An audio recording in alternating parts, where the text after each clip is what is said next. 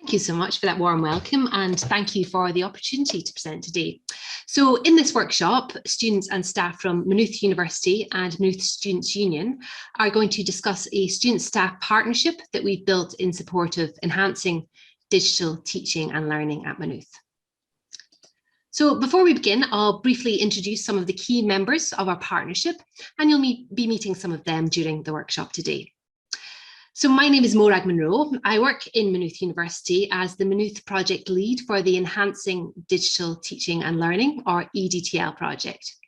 And this is a cross-institutional initiative across Ireland's 7 universities, and it's led by the Irish Universities Association. And this project aims to improve the digital experiences and digital attributes of Irish university students. And it's in this context that we've developed the partnership that we'll discuss today. So moving on to the members of our partnership, Julian Nagy is our outgoing Maynooth Students' Union Vice President, Education. Eddie Carr is the Student Success Project Executive with Maynooth University. And Kathleen Kurtz, Robin Mailer, Michaela Waters and Chris Abraham are all Maynooth University students who are employed as part-time student interns as part of the EDTL project. And we're also part of a wider group made up of past and present members of staff and students across Maynooth University and also Maynooth Students' Union. And you can see their names on the right-hand side of the screen. So in our workshop today, Eddie is first going to provide some context for our discussion about student-staff partnerships. He's then going to hand over to Kathy, who's going to talk more about the group and the ways in which we've aimed to make this an authentic partnership between students and staff. Kathy and I are going to speak about some of the benefits we've seen from the partnership, both from a student perspective and also from a staff perspective. Robin is then going to talk about some of the resources and supports that the students have developed. And then finally, Chris is going to talk about what we've learned and some of our future plans. So at various points during the workshop, we're going to ask you to participate in some chat bombs. So I'm going to hand over to you, Kathy now, and she's just going to explain how that will work and introduce our first chat bomb.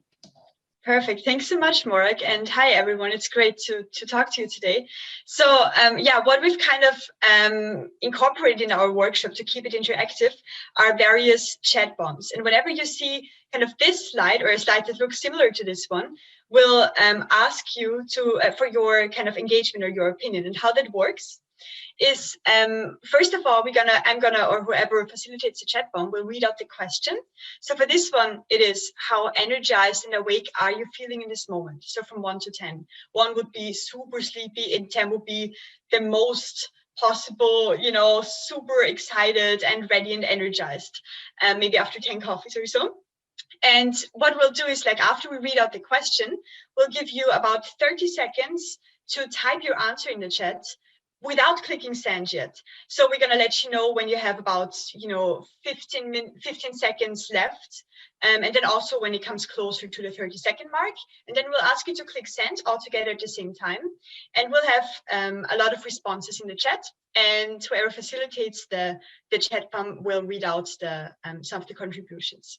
So to practice that, and it's really very simple, yeah, we have this first chat bomb, which is, how energized and awake are you feeling this moment, 1 to 10?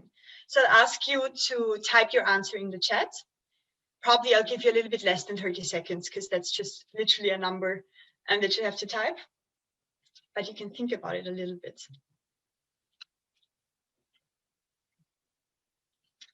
And I'll give you 5 more seconds.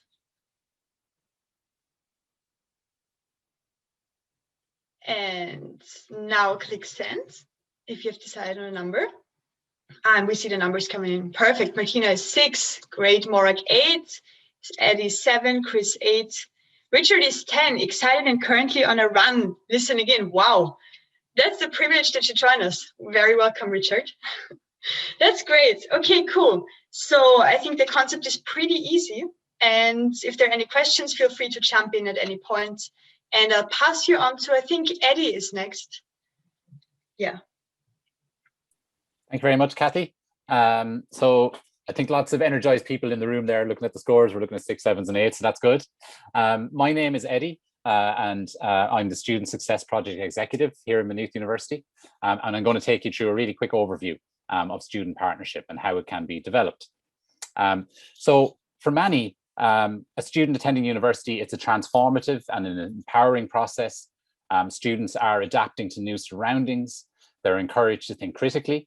And they're exposed to views outside their previous experience. And as outlined in the HEA reports and through the work at the National Student Engagement Programme here in Ireland, a key part of this development and personal development is students being treated as authentic partners. And this is perhaps best demonstrated, it's on the screen at the moment, in Bovill and Bully's adoption of Arniston's ladder of citizen participation depicted here. You might have seen it before. And as student participation moves up the ladder, it changes from the student's involvement level from being maybe excluded through to tokenistic, through to partnered. And I'm sure we'd all agree that we would value authentic student involvement and partnership. But how do you begin to climb that ladder of involvement? And we believe it can start with projects such as our own that we'll speak about today, the EDTL project, and it can grow from there. However, nothing worth having comes easy. So what are some tips maybe for growing the practice of involving students as authentic partners? Well, first up would be to identify your allies, colleagues, senior management, other students maybe who share this vision of partnership and are willing to get involved with or to champion your working group or your project. That can be really important. Secondly, get the Students' Union on board. There's no greater champion of the authentic student experience than students themselves. And students' unions can really open that door for you through the representative structures. Clear governance is really important as well, right from the very start. Make it clear why people are involved, how decisions are going to be reached, and what the goals of your working group or your project are. We'll hear more about that later. And then maybe finally spread the word. And we're doing it today. In our experience, the benefits of student partnership on projects such as this, they're real and they're energizing for all involved. So spread the good word and encourage other working groups to adopt a partnership approach. And that's a little bit about student partnership. And soon we'll hear more specifics about our own project. But first, a chat bomb. So as Kathy already outlined, I'll give you about 30 seconds to think about this question. What are the challenges in implementing authentic student partnership? So if you think about a project maybe or something you're involved in that wants to make use of student partnership, what are the challenges that are going to be there? So we have maybe 30 seconds to think about that. You could think of one challenge, many challenges. And we'll have a look at them now in just a few seconds. So we're about halfway through your thinking time on that one. What challenges would there be in implementing student partnership? And about 5 more seconds. And if you're ready with an answer anytime now, into the chat box. I see them coming in. I can see, negativity maybe on people's behalf, or students being nervous about getting involved. I think that's an interesting one. And it leads to opportunity as well. Do students know how to get involved? The need to convince staff of the importance of student partnership, absolutely. Academic confidence, a similar theme there. Including students throughout the learning journey. Assessment, yes, absolutely. Diverse range of student voices, that's really important. And again, plays to the opportunity. How can we open up opportunity to more people and make sure that we're speaking to a diverse range of people? Coming up against pre-existing structures within the institution is a very interesting one. Challenges with leadership, lack of a good model, absolutely. And ensuring a diversity, once again, of voices. And they are all challenges that are encountered in projects such as this, and we'll touch on some of these. So it's great to see them come up. So Kathy now is going to speak more about authentic partnership and how it can be fostered across the institution. Kathy. Perfect, thanks, Eddie. So something that must be recognized is the cross-institutional nature of Maynooth EDTL, and especially how existing MSU representational structures have been utilized to populate the elected members of the project team. The project team incorporates full staff members from Maynooth and MSU, that's the Maynooth Students' Union. The staff provide advice, operational support, and continuity. MSU elected representatives on the committee include MSU officers and 1 academic rep per faculty. Maynooth EDTL also has 4 student interns, one of which is, like Michaela, is not here today, but 3 of us you'll meet today. And we take on a significant operational role. So the group also receives external support from the IUA, the Irish University Association, and their partners. The student members of the team come from a diverse range of backgrounds. So this direct link to the student body that allows a range of student experiences and needs to be taken into consideration by the project team is really important and crucial to our group. And our working group has its goal to gather a diverse choir of student and staff perspectives. So really to reach this diversity that's come up in the chat. And to give you a better sense, then our team includes postgraduate and undergraduate students, student members from all 3 faculties. And that means that the group has this direct link through these direct student members that allows this range of student experiences and needs to be taken in consideration by the whole project team. And then also part of the team are the MSU elected representatives on the committee, and again, these academic reps per faculty. And of course, as EDTL interns, Chris, Robin, Michaela, and I, and we take on a very crucial operational role in this whole process. And there are clear benefits to coordinating student partnership through a students' union. That's why we bring in the Maynooth Students' Union. The Students' Union are democratically run organizations. So a project like EDTL can source democratically elected student representatives. Students' unions tend to have positions dedicated to specific cohorts of students, making inclusion of those cohorts easier. So for example, MSU groups our academic reps by faculties for meetings, making sourcing of members from these cohorts a straightforward task. So students' unions typically tend to have a number of levels of elected representatives ranging from the executive to academic or class reps, giving, again, a number of distinct cohorts with different levels of engagement. Students' unions have developed communication channels also to communicate with the student body. So if a student union is a partner in the project, it is naturally more willing to lend those channels to the project team and to kind of exchange channels of communication. So the EDTL team now collaborates closely with the Students' Union. This work takes the form of Facebook Live events, webinars, and conference presentations. Also, the Students' Union has let us take over their Instagram account, which is a very important channel of communication for the Students' Union, already a few times, so we can interact with more students, so those who follow the SU account directly, and not only our EDTL Instagram account, which we'll present to you a little bit later too. We base these students' takeovers around different topics, such as organizing your desktop, exam and assignment advice, or digital detoxing, just to name a few. We also established our Maynooth internal working group, with one of its priorities being academic integrity in all its facets. So as you heard, the working group incorporates these full-time staff members from Maynooth and MSU. And the staff provide also a very important role, again, in terms of like leading operational support and continuity. But what we aim to do is challenge traditional ways of thinking and hierarchical power structures within the institution. And this ethos is really crucial to every action that we take. So for example, recently we started rotating the role of the chair in our working group meetings. Getting students involved early on in the project can mix pre-established institutional structures up and also brings new perspectives into the table. To ensure a variety of viewpoints in our team, positions are renewed every year when elected student reps change over. Using this approach, we can open up opportunities to more students rather than focusing on the usual participants. And this is especially important because we all know there is no such thing as a student voice, but the student voice consists of diverse student voices that deserve equal care. So bringing in student reps that represent different subsets of the student body helps with diversity and inclusivity. For example, we noticed that we have a high representation of students from an arts and humanities and business backgrounds. And recently we opened up a new vacancy for a student from science and engineering studies. This is how Chris became part of the project team. And in sum, students are valued, encouraged, and entrusted with creative control. And the key here is everything that you'll see and all the resources that we create have come into existence through prioritizing student leadership. Now we have another chat bomb.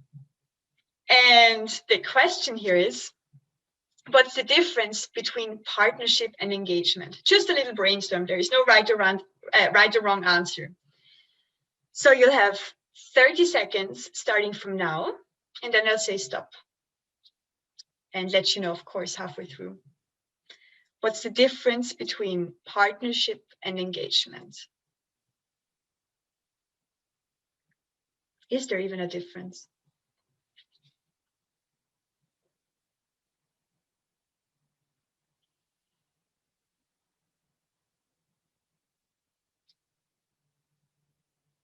I'd say this could be 15 seconds now.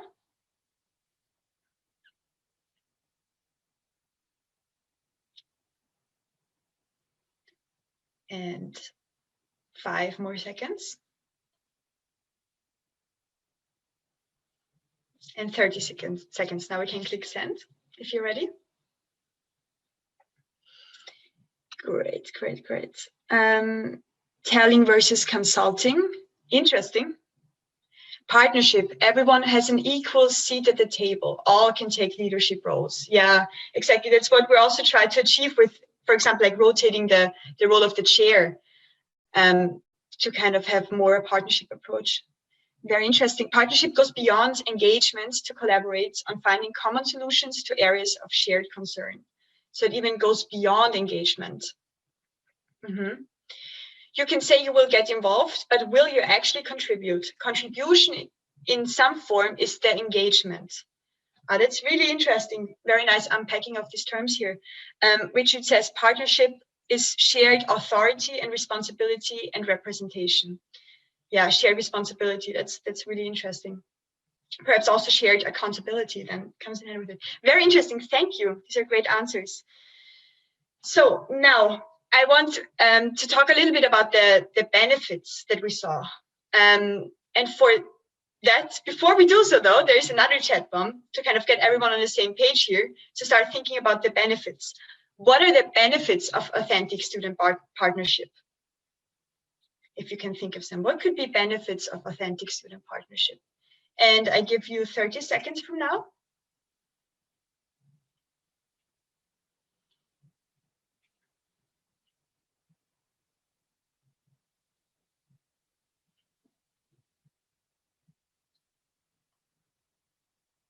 And I'd say now it's 15 seconds left. What are the benefits of authentic student partnership?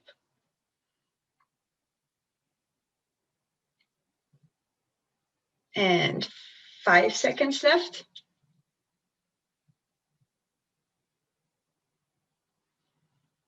And if you're ready, we can click send now. Wonderful, wonderful, great contributions here. Judith says, reduction of the awarding gap. Better assessment literacy for both staff and students. Yeah, assessment is a big one that can be altered or even improved with a partnership approach. Very good. Authentically student-centered projects in their design. Design of projects. Better resources and experience for students. The student voice is foregrounded and decisions are made with rather than for students. Yeah. This shared decision making, hearing and valuing the student perspective. Yeah, that's very, very important, I think, to have an authentic partnership. Staff and students can learn from each other and also work together to solve a common problem. Again, this collaborative approach. Very good. Great. Okay, now I want to revisit the example where I had the opportunity to try out the role of chairing a meeting. So being a chair means being responsible for getting through the meeting agenda and making sure everyone is heard and gets the chance to speak, and also making space to share my own thoughts. And this requires me to be sensitive for the whole atmosphere in the meeting and being respectful also of those who speak and those who want to speak. Having the opportunity to practice such leadership and communication skills in a safe environment prepares me for the future. I think next slide, Morag. Wonderful, thank you. Another example is Robin will show you later one of the products of our partnership together with the critical skills department at Maynooth. So what we did with them is we created a website, actually different websites filled with resources, tips, and tutorials around creating multimedia content. The audience of these websites are our fellow students. It has been great kind of to create something purposeful and come up with supports that we wished we had available ourselves as students earlier on. And then also seeing these websites actually go live is another very rewarding experience. Moreover, we learned how to use WordPress in various ways, which are skills that are widely applicable to any kind of website beyond this particular context, whatever we end up doing later on. What was probably the biggest benefit for me in my involvement with the EDTL team comes from various chances that I had to design together with Robin and Michaela these various conference presentations, such as this one. And also Instagram takeovers, work together on this, writing a script, and also various webinars. And even right now, for example, I'm gathering extremely valuable experience in public speaking to you. Participating in conferences is a reality for any job in academia, which I hope to pursue. And I had the chance to try out how it feels to share my thoughts with others in contexts such as this right now. And I came to directly experience through that I actually have something meaningful to say and that people want to listen to me as a student. Great. Next slide, please. And now I pass you on to Morag, who will share the staff point of view. Brilliant. Thank you, Kathy. So I've been working in various roles aimed at supporting academic staff in their learning and teaching practice for many, many years now. And although the ultimate aim of this work is to improve student learning, until partaking in this partnership, I actually had very little direct contact with undergraduate students. So on a personal level, this partnership has been transformative in allowing me to begin to better understand the perspectives of students. And this in turn has allowed me to feed that into the work that I do with teaching staff. As part of our partnership, we've been able to have staff and students engage in dialogue around topics that they might have not had the opportunity to discuss previously. And this has really provided staff with valuable insights into students' experiences and also their perspectives. Another important aspect of our work is that we've been able to work together to come up with collaborative solutions to shared concerns. So an example of this is that recently our group collaborated to begin developing a lecture recording policy for Maynooth University. And by engaging in dialogue around the many issues relating to lecture recording, allowed staff to better understand the perspectives of students and also vice versa. And also by working in partnership, we were able to incorporate these perspectives into the policy. So I'm going to hand you over now to Robin, and Robin is going to talk you through some of the resources and supports that the interns have developed as part of the project. Brilliant, thanks so much, Morag. So we'll just begin with a quick chat bomb. So before we speak about our engagement methods through social media, we just want to ask, how else can you reach out to students to both involve and engage them? So whether it be any ideas you have or anything you've seen happen in your university. So I'll just give you a few seconds to type out your answer there.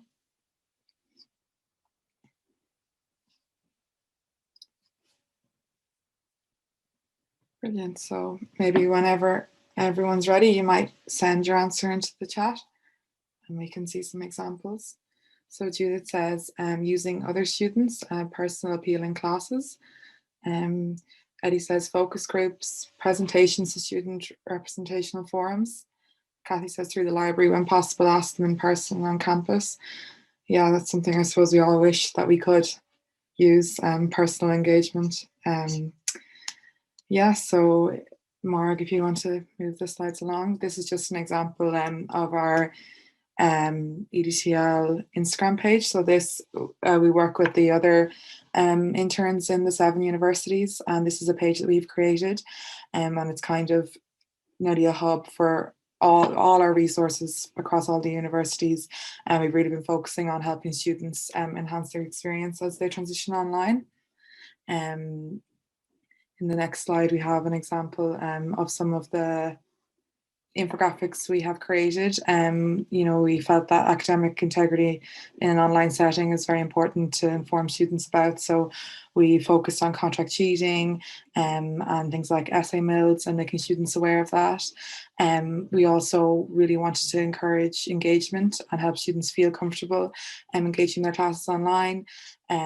So we wanted to encourage them to turn your mic on, turn your camera on. We got a lot of feedback from lecturers and staff. They were having this problem. They were looking for ways that they could help students feel comfortable to engage in an online setting. In the next slide, we focus a lot on minding your mental health, and the Irish University Association launched a campaign to defeat the cheat and to prevent contract cheating in an online setting. And then we also did a motivational March challenge where we got members of the project team for EDTL to pick kind of a tip that they do to make themselves feel motivated, especially at that time when lockdown was being extended. And we created some short videos and some tips, such as maybe waking up an hour earlier or making a to-do list and things like that. We also the IUA ran a series of webinars with different topics each week, and we focused on inclusivity and the benefits of online learning and how the accessibility is a factor for students with different needs. And we also made some graphics for assessments in an online setting and MCQs and working on online group projects. So some of the issues that we identified in Maynooth in the online learning environment was that students, especially in the business department, were experiencing difficulty finding relevant news sources and including them in their assignments. So we promoted NewsGuard, which is an internet trust tool that comes in the form of a browser extension. And it rates websites and publications based on 9 criteria of transparency and credibility, almost like a nutrition label for certain online websites. And students were also finding it challenging to evaluate online sources and to establish the trustworthiness of internet sites. So we promoted the radar technique, which encourages students to switch on their radar and navigate the sea of information that is the internet.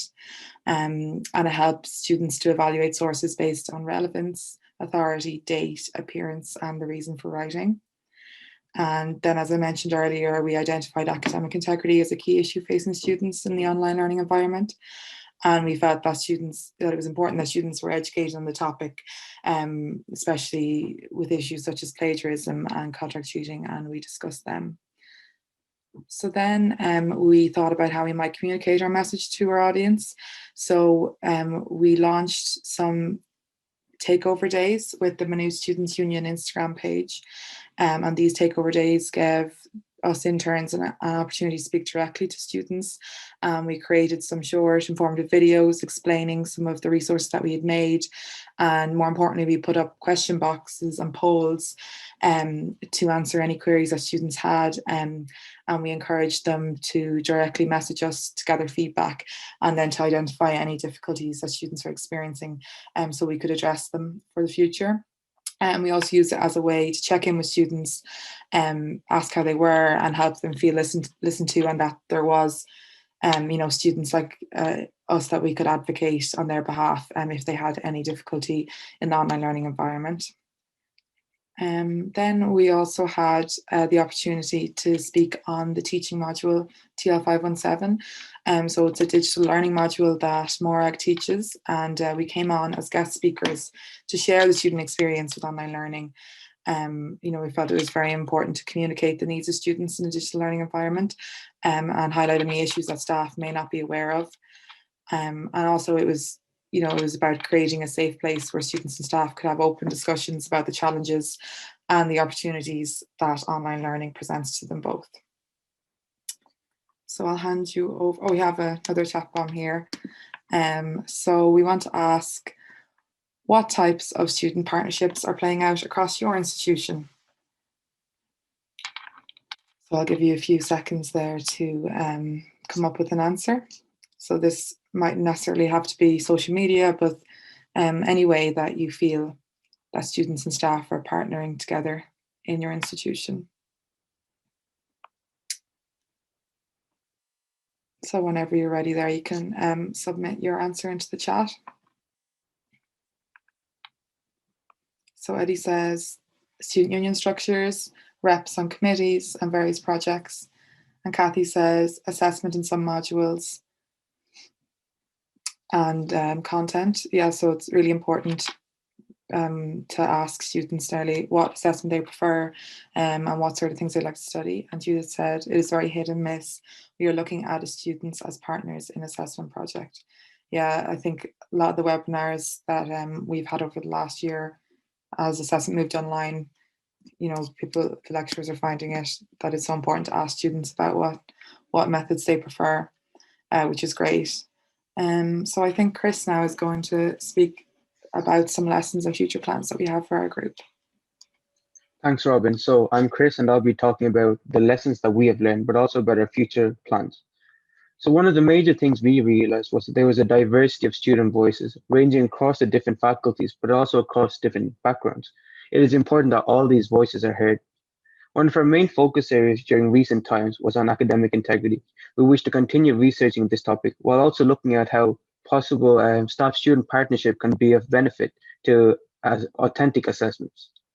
It is clear that strong student engagement and collaborations is required for a successful partnership. Therefore, it is important to create a space where both staff and student can engage in meaningful dialogue. That moves on to a very important question, which is what is for the future? I believe that through strong engagement and through sharing experiences and meaningful dialogue, both teaching for staff and learning for students can become more effective. Now I would like to go on to the last chat bomb of this presentation. And the question is, what did we speak about today that you could use to build partnership with your students? So as usual, 30 seconds, and at the end, let's hit send together.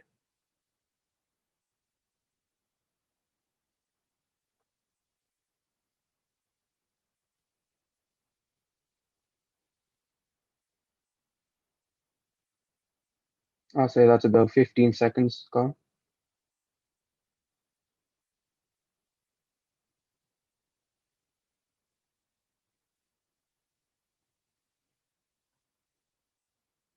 And now whenever everyone's ready, you can hit send.